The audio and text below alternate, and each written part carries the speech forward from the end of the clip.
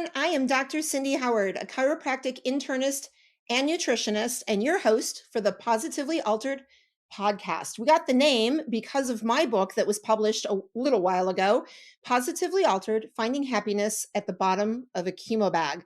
But we're not going to talk about my book today. We're going to talk about a different book today that has to do with leadership. So here's my question for you. Do you lead a company or an organization? Have you ever wanted to?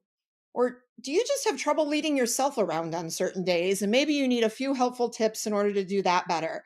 Well, stay tuned because my next guest is going to discuss all of those great things with us. So go lead yourself to a comfy chair or your car to get yourself home from work.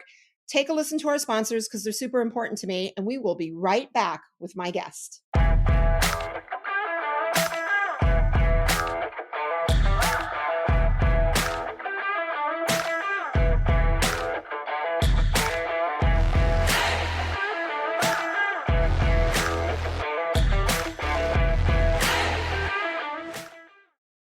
Hello, my name is Heather Lord, and I am the COO of Professional Health Products.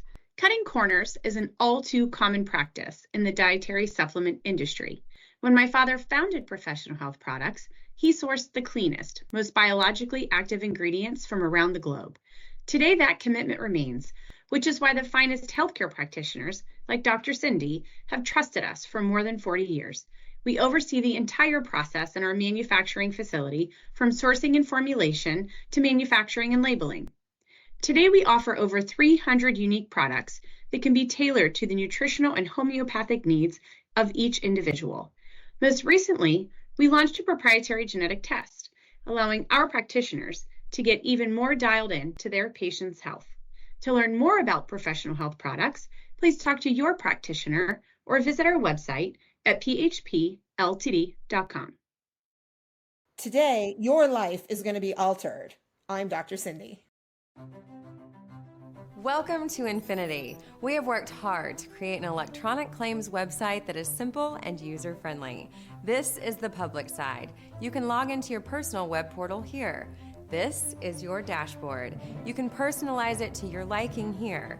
Our main focus has been to allow you to submit and edit claims as easy as possible. You will find our claims editor and claims processing is simple to use and straightforward. Our quick action bar is where you can find your most important information. Most of these icons will take you directly to the claims the number represents. You can easily view if you have any messages in your inbox of any unread alerts by looking for these blue numbers. To view the rest of our training videos to get the most of your Infinity experience, click this icon. We hope you find this web portal simple and easy to use. Thanks for letting us serve you.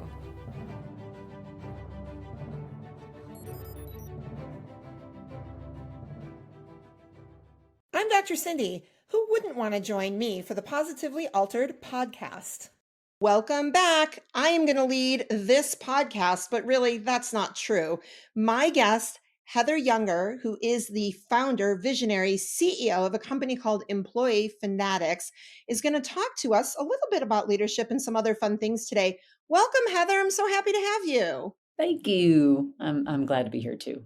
So Heather Younger, so I have to start this way. You ready? We're going to just get this off the table. So my last name is Howard, and I don't know if you remember the Three Stooges. Are you familiar with that Yes. TV show? Okay, so if I had a nickel or a dime or a dollar, or however that joke goes, for all the times I've heard the jokes about calling Dr. Howard, Dr. Fine, Dr. Howard, right?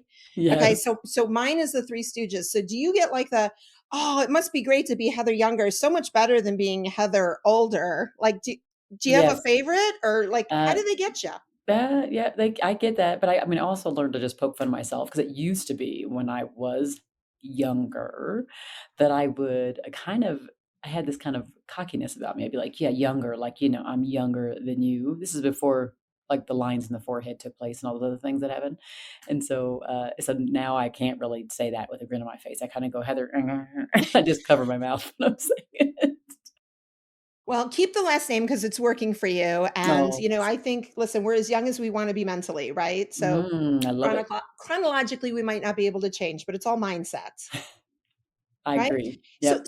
so in mindset, we have to talk about this in leadership, right? And you talk about being a self-leader, you talk about caring, you talk about active listening. And when I looked at those three categories, I was exhausted because that's a lot of work to be able to engage in all three of those things. Where should we start? I think we should start where the book starts, where the work starts, which is in the self-leadership space. And the reason why I say that, I would say that even though personally I started off being kind of a someone who was more of a strong self-leader, someone who led myself pretty strongly as a kid early on, only child, kind of dealt with some stuff in my house, and it made me kind of have to grow up fast. It was the thing that really revealed itself to me earlier on was just importance of someone who has a title, maybe leading a certain way and leading other people with care and concern. But as I went through kind of the journey of leading people for a long time and interviewing all these people and doing lots of surveys and being involved, like all the work, the trenches work, I realized that a lot of times we don't know how to lead us. And so our influence is reduced, our ability to make sure that people do feel care and concern with us really goes down because we haven't even focused on us. We haven't filled ourselves up yet.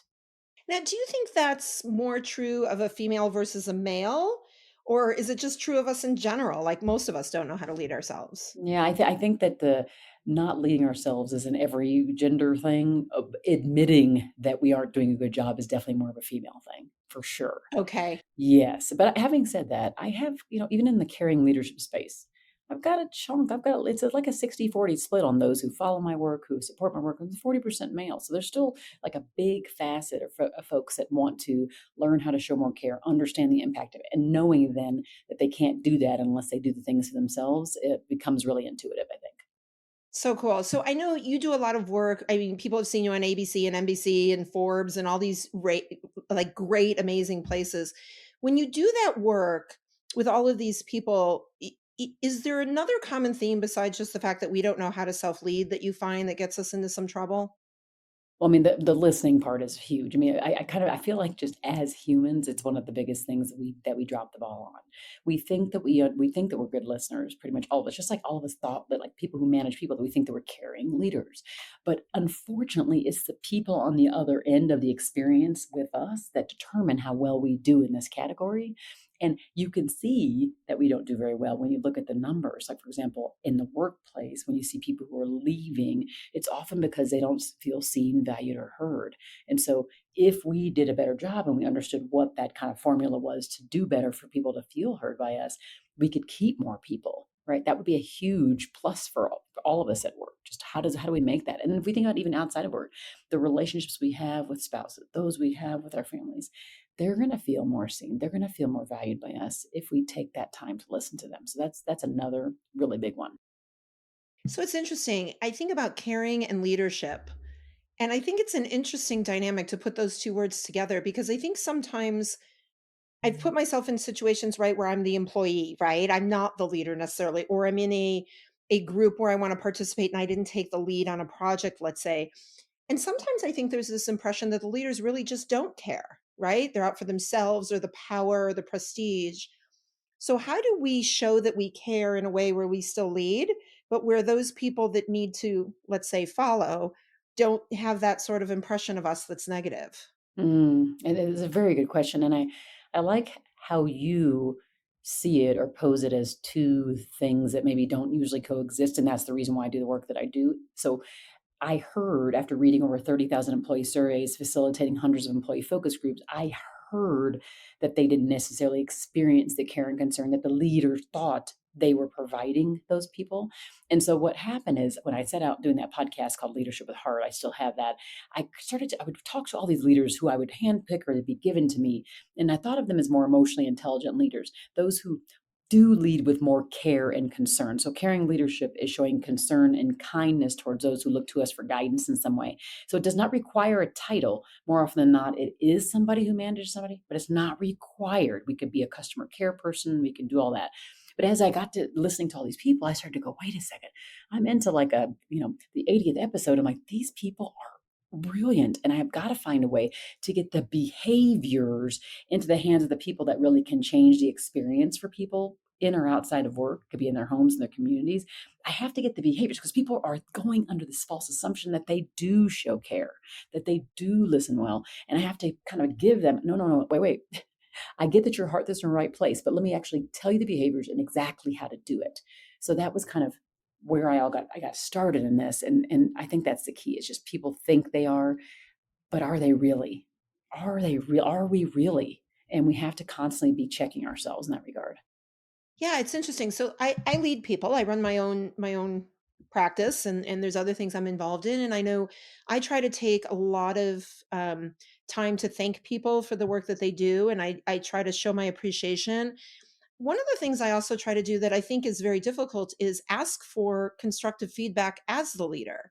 And I think the struggle is a lot of people aren't always honest with that back, right? So as much as I say, I won't judge you, I'm not mad, it doesn't affect the work that we do, but it allows me to be better at my leadership skills when you give Yep. me something constructive. Why do you think people are so afraid to give that feedback when they're asked for it? Well, I mean, there's number one, I think we all know that there's a power dynamic at work, and no matter how much, like, I'm a very, I'm a caring person, I'm a caring leader, that I write about it, I embody it. But I know there are times when maybe team members didn't tell me the 100% truth, and it is incumbent upon us as caring leaders in development to try to create safety inside of the workplace. And what I mean by that is, oftentimes they have to see the evidence that when we really are asking for it, we really want the truth. So the evidence for them is that something that happens over and over again that then builds their trust in us, that they can then tell us the truth. So what I mean by that is, let's say you're in group meetings or in team meetings, and the person like pipes up with something that's different from you. If you go, oh, that was an amazing thing, keep bringing that good stuff, keep opening up, and you keep doing that, like at all your meetings. Now, when you get to your one-on-one, they're like, well, there's already the evidence there. This is the lawyer in me, so I'm always thinking of evidence. But I see evidence that she really does want the truth, and that she's going to take it, and that she's not going to be offended, or not going to give, like, retaliatory action or anything like that against me. So most people are afraid of like, we're going to give too much of the truth.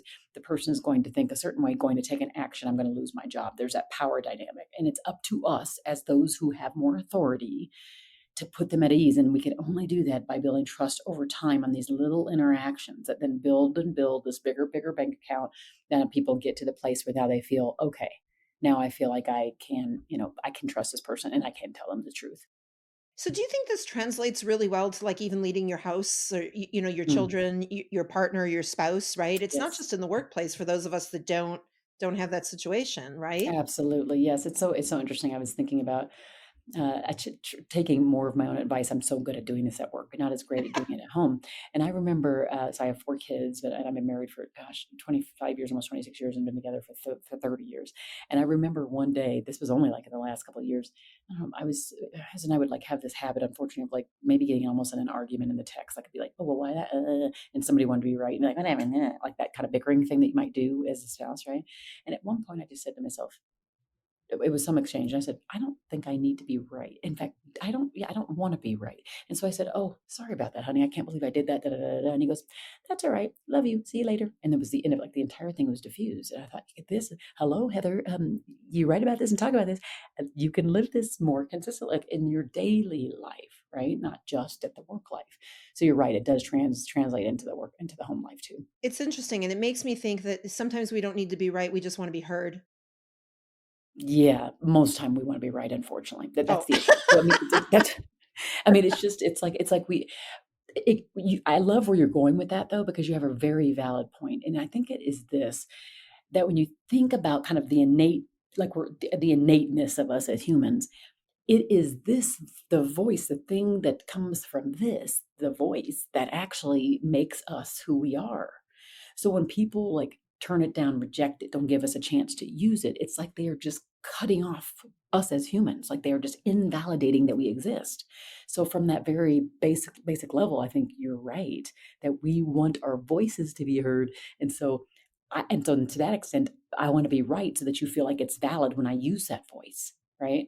So it's Mhm. just but then unfortunately, that rightness, that desire to be right, severs relationships, creates disconnect, and which is kind of like what you were talking about. Like if the manager speaks up, and then the other person speaks in counter to that, and then all of a sudden the manager's kind of or has an attitude or treats the team member differently now. Uh, all of a sudden now that person backs off, and they don't want to use this voice, this the innate thing that's in them. So we have to create the space that says it's okay to use it, even when it's not going along with the mainstream. Yeah, it's interesting. I talk a lot about the power of words, and sometimes I think if we could change the meaning a little bit, although the kids are very good at that nowadays, right? Have you like there's some words out there that my kids use, and I'm like, I okay, that meant Yeah, something really. totally different 30 Low years ago. key, Riz, bad, like all the things they use. Yeah, totally. Yeah, I have a lot Right? of teenagers. Right? Yeah. They make fun. Mhm. I'm like, "That's so lit." And they're like, Yes. Yeah. "Mom, What? you're not even using it right." I'm like, "But that's how you used it." And it changed meanings between the time I realized it was a different meaning. Totally. I'm really struggling. But kids aside and teenage because right, that's a challenge. It's interesting because especially in today's world with everything that's going on, I love a healthy debate. I do, whether it's leadership and not, or just friends sitting over coffee. I love the debate. And when we can debate something where we can see the other person's point of view, I can absolutely disagree with you respectfully. And I have no problem if you absolutely disagree with me. But it is that we've heard each other to recognize that we both have an opinion that has value. Um, and maybe, I don't know, maybe if we change the word right versus wrong, the communication would open up and be a little bit better in leadership. I love that a lot. I do think a lot words matter. You're right. I think how we say things, how we speak about things, and I also think like curiosity is like at the core of a lot of this. So on the listening side, and the needing to do right and the wrong, and the wanting to find the middle ground, and wanting to, I would choose to say like I just want to seek to understand you. I just want to understand you more, and it doesn't mean I'm wanting to agree. And I might come to an agreement. I actually could come to more of the center. The lawyer of me wants to, this compromise thing, right? And so my goal, my personal goal might be to come to the middle with you because I am not loving conflict, but I want to come to the point where our relationship stays intact and that maybe we can like go to coffee here and there and I won't be like, oh gosh, I'm offended every single time. You know what I mean? That happens. We have people like that where it happens. And so because I want to have that relationship that stays with you for longer, I want to just go into it with a lot of curiosity. And I think that's absolutely critical. So, active listening. I remember, I don't know, a million years ago, I'm sure there was a therapist somewhere that told me that, active listening is about repeating back what you said and being able to, respond in a way that shows that you're actually listening. So, how do we know? I mean, if I'm having, I'm listening to you today, right? Because I want to ask some good questions based on what you've told me. But how do you know when you're engaging with somebody that they are really participating? Well, number one is Cindy, Dr. Cindy. I think you're doing an amazing job. Oh, well, thank you. You do listen very well. So I think the key is parroting is a myth. We do not want, that was the old way we learned. We do not want to parrot. It's extremely frustrating. So parroting goes like this.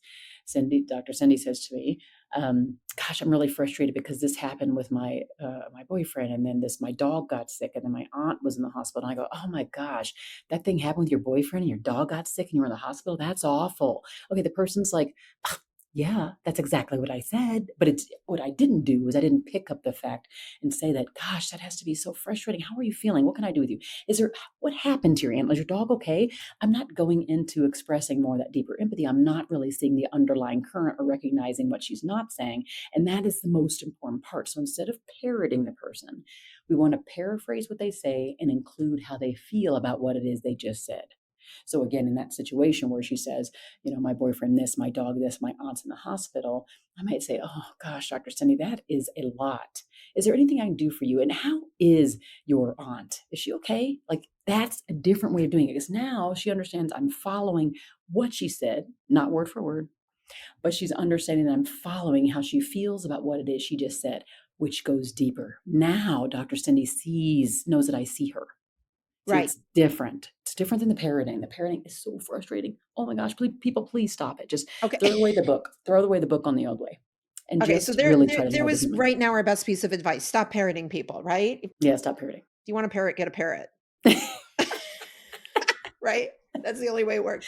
I And I hate have to those tell darn you, so things like anyway. I have a dog, but I don't have a sick dog. And actually, just in your example, I felt like you cared about my dog and we weren't even talking really. It was just an example. And I felt a difference in you repeating it versus you saying it when that wasn't even a real situation between the two of us. So Yes. the sense that I get in the way you carry your voice or the tone that you use instead of the parroting was Yes. actually very obvious there. So I hope everybody picked up on that. That was really cool. Well, and I mean, do know that that empathy and relatability are my strong suits, so I'm naturally going to be that, but there's a way to work at it. I think the key is this. Here's what I'm gonna say. Okay, so whatever I tell you, do not check the box on it. I cannot stand when people try to check the box. Like I wanna give you a way, but I don't want it to be formulaic. I don't even want to sound like a robot because I want us to be human.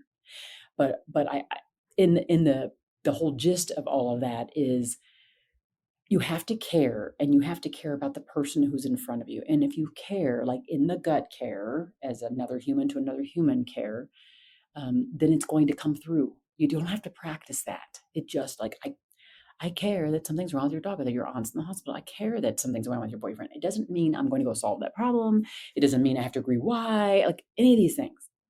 We just overcomplicate this human thing. Just meet the person where they're at.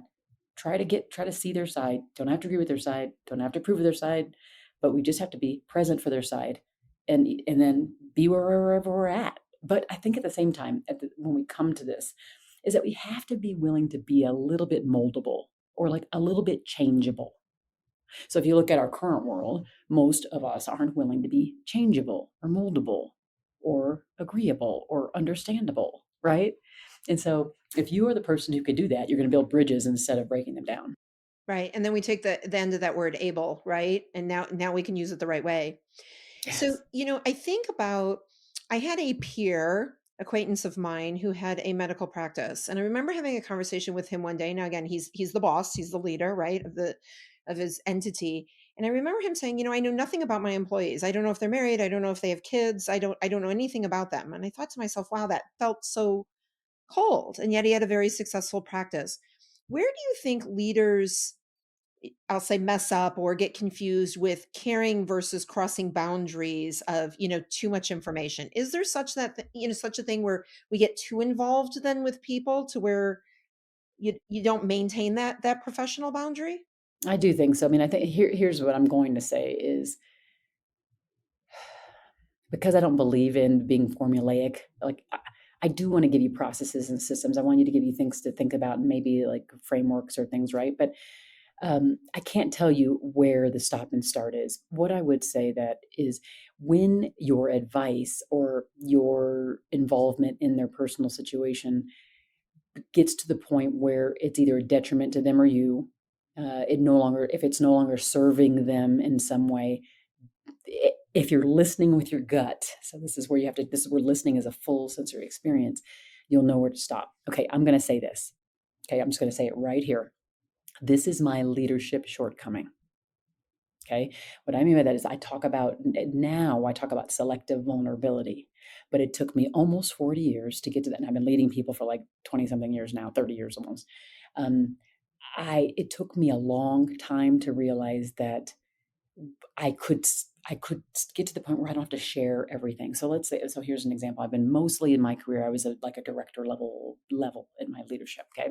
And I'd come back from these meetings and my main role was to advocate for either customer or employee. So I'd be a voice for them at the table to people who could like make a change in the experience for that customer or that employee. So I'd go there and then sometimes I'd come back because I'd feel so like slighted. I'd feel so ignored, unseen, and I'd be like frustrated. And I might come into the office and I have my team sitting there and they would see the body language or they'd feel me fuming or they could just see it. And what I should have done in those cases was to go into my office and be like, and if they come by, either tell them ahead of time, hey, if you see me come in and you feel the body language, don't approach me. Give me some time and I'll come to you. And or if they come to me, I would be like, oh, give me like 15, 20 minutes, 30 minutes, whatever it is, and I'll be back. I'll come out. I just need to like take some time for myself. And then I could come out and then I could talk to them in a way that could kind of help them see kind of maybe that there's an issue that the entire team had to face together, but that that I was committed for the team to uncover it and to move forward. Instead of what I would do, I had a habit of doing, not like every single day, but it would be more than I could remember them, right? Where I'd come in and they would come to me and I'd be like, yeah, I was in a frustrating meeting. Dang it, it was blah, blah, blah, blah, blah, blah. And I would then come off almost appearing, I wouldn't say helpless, but there was probably a little bit of that messaging in there. And what I did by doing that is I made them feel less capable to deal with whatever was happening. And at the same time, they would see me that way and then they would feel less uplifted and less empowered because they'd be like, dang it, Heather, who's somebody we see strong and vocal and articulate, if she can't deal with this and that. How can I? And so then I left some, to a certain extent, I took away their power. And I realized that. And so I'd get to the point where I'd apologize to them. And finally, I'm like, Heather, you can only apologize to them, like these people in your career, enough, or you need to just get over yourself. So now I have a different cadence. It's like, okay, I want to like just, I want to, and I just would say, nope, hold back. Don't verbalize this. Hold back. Take this and take it in, let it process. And then come, if you need to come back, you can. Otherwise, you don't need to say anything because I may solve for my own issue and don't need to talk it through. So that was a long-winded way to say it, but I wanted to just put it out there that I talk about this stuff, but there's no perfection on this call. I know, I love it. And it makes me think about taking the time in self-leadership, how to respond versus react. And Absolutely. knowing when you need to step back so that you can respond and not react. Absolutely. It's a great gift. So you just brought up something interesting to me too, and that's accountability. I find that, out there, right? And I keep saying in today's world, but it's true. Out there, people don't want to assume responsibility or accountability for their choices, their action, their leadership, their lack of leadership. How do we fix that? Can Oh you solve the boy. world's problems for me today, Yeah, Heather, just on I this? love it. I love it. I always tell people, like, here's something that people will say. There's two things. So remind me the second thing on accountability or clear expectations. So remind me to come back to that, okay? Okay. But on this particular one, people will say, well, I'm really working on listening really, really well, but like, how come I can't let the other people at work also aren't being good listeners, or I'm showing more care, but then like the other people aren't showing care. And so here is my piece of advice. This is where the rubber meets the road on self leadership. And it is that it's your responsibility for you to make your your inward shine so that you can become more brilliant out in the world. You cannot control, you maybe can influence how other people do it. So it has to be what you're doing inside of yourself, and your choices are for yours to make. Like there's no blaming other people. You have to own it. You have to say, this is me. These are the choices I make. And it's exciting. I think it's exciting to say, I can make different choices today. And I don't have to wait for permission to show up in the way that suits me and the people around me best. So you're going to have to own it. You're going to have to own it. There is nobody to blame. There's no excuse to make. No matter if there is an excuse. Like, even if there is an excuse, like, my house burned down. Like there's all these things. Like the thing Right. it can get really, really big, right? And there could be this thing out there that is real for us, and it is real. So I'm not discounting that. But how long are we going to allow ourselves to be in that space of minimal thinking, victim thinking? How long will we allow ourselves to be there? It's our choice to get ourselves out of there. I'm not saying we're not human, that we can't have all of the sphere of like the thing of emotions that we have. It's just that we are the only ones to get ourselves out of that to make better choices. So out of all the tens of thousands of surveys that you've read, what percentage do you think, this is not, it's a guess, right? But what percentage of leaders do you think actually take accountability for everything versus the leaders that we have out there that just don't? That would be amazing. I doing a survey just on that, like a leader accountability survey, just that particular thing alone would be amazing. My gut tells me, 30% do and the rest don't, which is probably also why, when we look at workplace engagement scores, they only go squeak up and squeak down. And then they go, oh, well, I can't give them more money in their salary. I can't. And they just start like blaming all the things again, instead of saying, how did I show up every day for that other human? Did that person feel seen, valued, heard by me? Okay, because that is such an important indicator of people wanting to stay or to go from an organization. Going to this accountability, clear expectations thing that I'm going to come back to. Oftentimes people think that caring leadership, being a caring person, does not mean I can also call this person on the carpet, hold them responsible for their behaviors, hold them accountable for what it is they do as far as performance. And that is not true. In fact, being clear in your expectations, holding people accountable is care. And it's because, particularly at work, because of the power dynamic, we're left flailing, wondering what our next move is. Can we do that? Are we allowed to do that? We're waiting for permission almost all the time.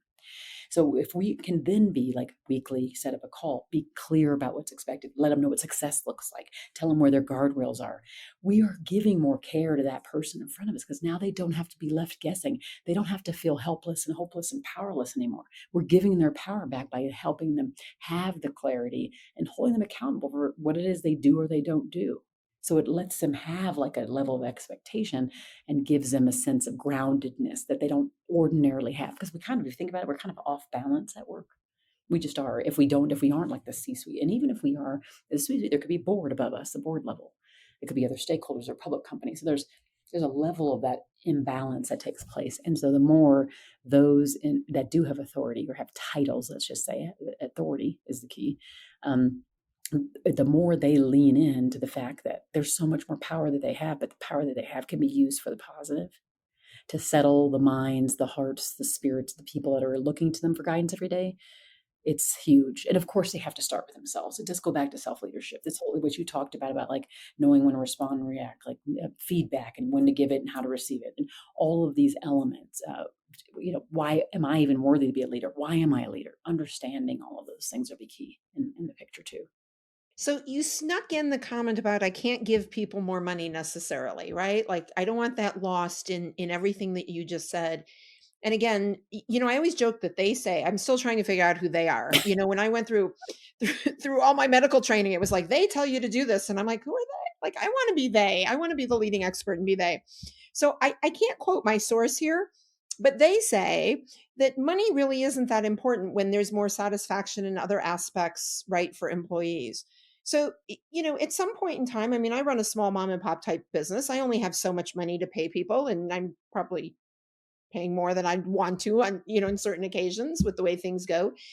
But at what point do we have to figure out as a leader where that line is? Because, you only have a budget so high to be able to pay, whether it's a salary or hourly. How do we as leaders, I'll use the word compensate, and that's probably not the right word, but compensate so that everything else really does become more important, and it's the quality, right, of that job, that time, that relationship over leaving an organization, for $5 more an hour or a $10,000 raise. Where do you see that with employees where they leave or they don't leave? Well, if we create in our leaders a desire to understand, so if we go back to this listening stuff, right? And if each leader then is set up with a set of tools that they know this is how I should seek, and the way in which I should seek, the time frame in which I should seek with each of my team members, and then the team begins to trust the leader. Then when they have these conversations, what they should be having conversations, they should be having one-on-one meetings, they'll be able to find out, is this person struggling in some way? What's happening? Like they'll know because the people will openly share more about what's happening, and they'll sense it. And here's what I'm getting with that is there are studies, which I have not done a study on this, but you hear it, we all hear it. There's a They study told that you, maybe I'm sure. you get to like $70,000, and now the amount of pay goes, the need, like it's the weight of the pay goes down and down and down. What I'm going to say is it all depends on the person and their family and what it is they need to like feel, confident that they can survive and that maybe they can put a tiny bit away, whatever. Then it is less about that. I don't want to completely put away money, promotions or any kind of bonuses, because there are people who need to make more and they really are below the standard of living they need for their family. So that organization has to get that right. So we have to get like the basics. When you think of Maslow's hierarchy of needs, we have to get the basics all right. So housing and food and shelter, all those things have to get taken care of. And then we start to get to those higher levels of need, like belonging, right? Those care and self-actualization things come in. So we have to, at a baseline, know that their salary is good. And all they have to do as an organization is to go do like salary studies. You can see like what's going to be fair, what's going to make sure my people can live and not just live and survive, but like have a level of thrive that they can get to. Now you put that aside. So that's the basics. And now it is going, I speak to you all the time, like what's going on. And so my people, like I want to, what's happening with you? How's everything going? And if I'm sensing a resilience, it's my fault. A resistance, that's my fault, because it means I haven't built that level of trust where they feel comfortable to kind of let me know.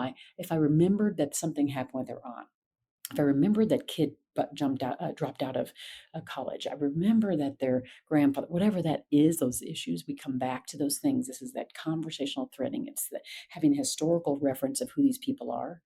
When we get there, now we're able to kind of bring that forward and try to peel back the onion a little bit on what's happening with them.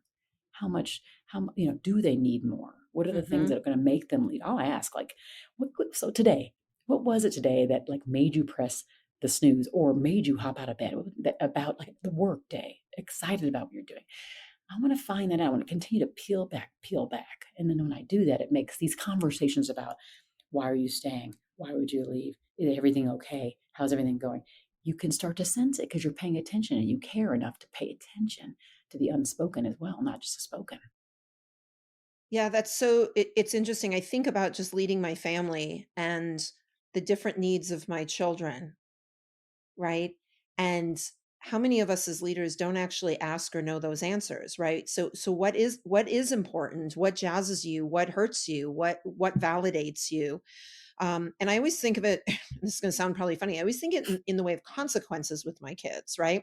When my kids, and they're a little older now, but when they were younger and they would do something, where they get into trouble, each one of their consequences that had value to demonstrate to them there might be a better choice, it was different for all three of them. And until I learned to figure that out on the differences, I wasn't successful. So I would imagine as a leader of an organization, not that your employees hopefully are getting in trouble and there has to be a consequence, although sometimes there probably is, right?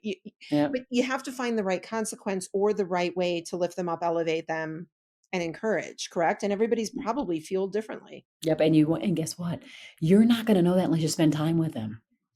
I mean, it's part of the caring leadership ecosystem or the behaviors is that it's making them feel important, which means there's a recognition that you talked about earlier, Dr. Cindy, and there's also the spending time with people one-on-one to make sure that they know that you value them, that they're important to you. Take that one-on-one time.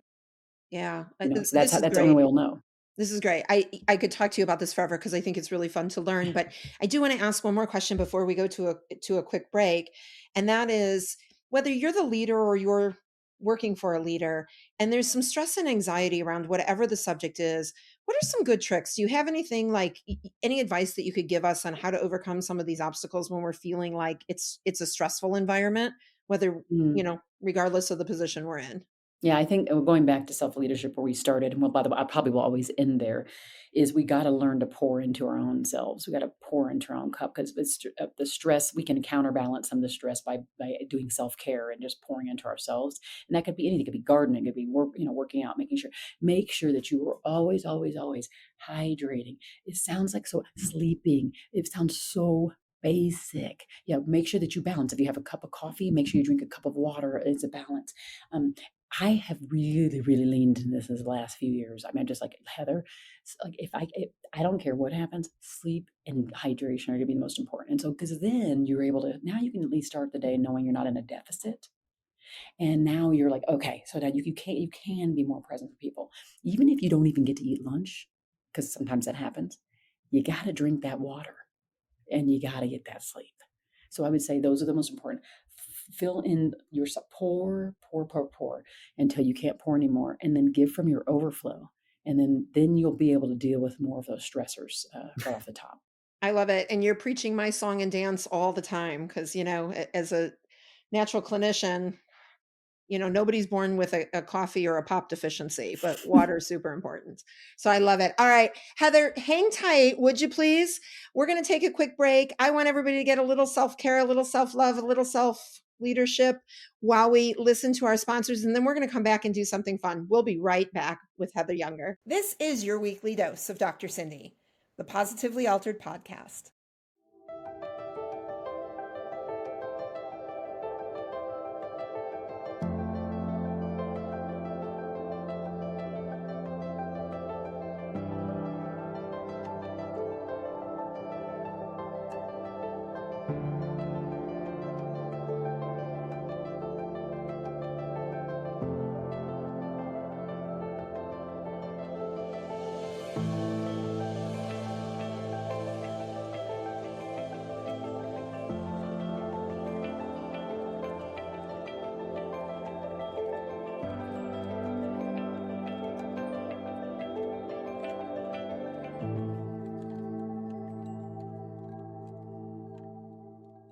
Stop, hit that follow button now, and spread the love with Positively Altered. All right, all my self leaders out there, we've got a little bit more of a conversation we want to have before the last few questions because we were talking on the break. And Heather has something really important she wants to share. Heather, let's dive in for our last thoughts. One of the things I think that it kind of gets under my skin is when people say, "Oh, I'm not a leader," or but it's mostly because people think that you have to have a manager title, or they think there's this level of perfection or like a high standard, or like they have to reach this high barrier that nobody else can reach. And I want to just dispel that as a myth. It is a true myth because here's the thing. Leadership, caring leadership, the thing I talk about is about showing concern and kindness towards those who look to you for guidance in some way in any circumstance. So you can be a leader, show leadership potential, show leadership skills in the grocery store, at church, in your community, at work. You don't need a title. It could be with anybody across from you. The point is, when someone is seeking something from you, are you there for them? That's all I'm asking you. I'm not asking you, do you have a title where you are in the hierarchy of your organization?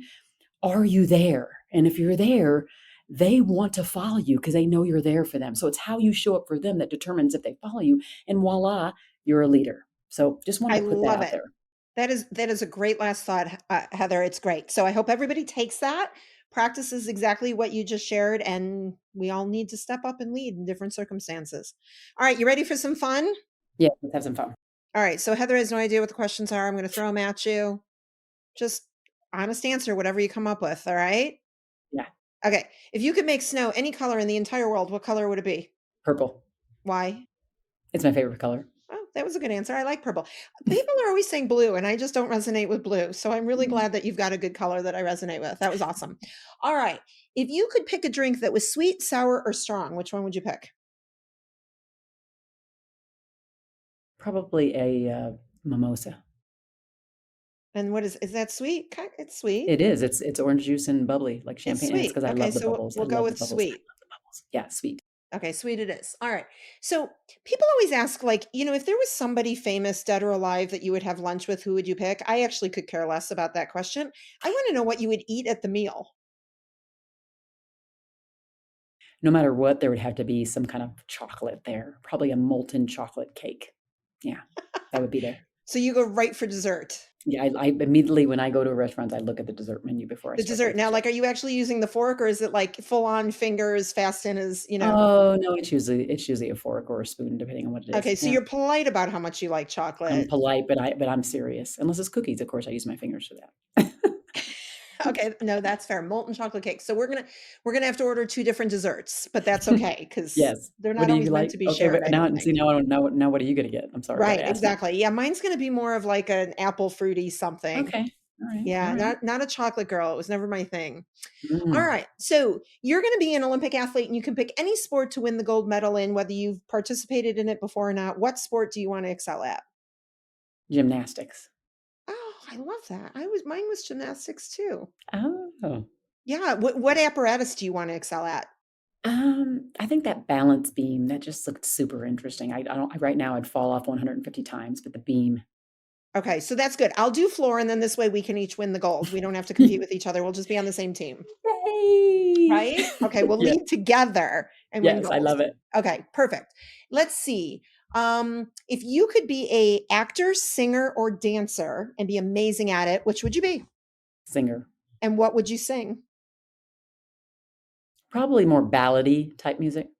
Is there like a singer like that you can relate to? Whitney Houston. You would oh yeah, and she's Yeah. tough. Yeah, she was amazing, It's wasn't hard she? to master that. I watched Simon Cowell pretty much destroy people, right? When they try to sing Whitney. Why do you say I told you it's a dream? You asked me, I told No, no, you. no, no, no, that was valid. I mean, this is, just for fun, but I'm just saying, she listen, it's a good one to aspire to because Exactly. she's definitely tough. All She right, is. cool. And last, this is the most important question out of all of them. What was your favorite thing about doing the podcast today? I like the fun stuff and the kinda little bit of the spontaneity, and you're just an amazing interviewer, so Dr. Cindy, kudos to you. Keep doing it. Oh, Heather, I'm going to keep doing it. And I love that you were here today. Tell everybody, how can we find you? How do we pre-order the book? How do we get you involved in our organizations to make us better leaders? Give us all the good stuff. Oh, okay. Well, I think there's two ways to find me at heatheryounger.com, just like it sounds, heatheryounger.com. You can go there and get access to some free things like a caring leadership kit. You can also go in there and sign up for the wait list for when the book comes live. This will be my fourth book, and it's called The Art of Self-Leadership, Discover the Power Within You and Learn to Lead Yourself.